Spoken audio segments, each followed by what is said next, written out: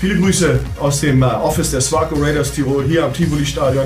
Dieser Aufruf gilt an alle sportbegeisterten Leute und alle anderen auch in Tirol, die den Royal Cup besuchen sollen. Eine Veranstaltung organisiert vom Jugendverein SPOI am 12. Dezember in Innsbruck. Das ist eine gute Sache. Das ist für Kinder, armutsgefährdete Kinder auf dem Balkan, kranke Kinder in Tirol.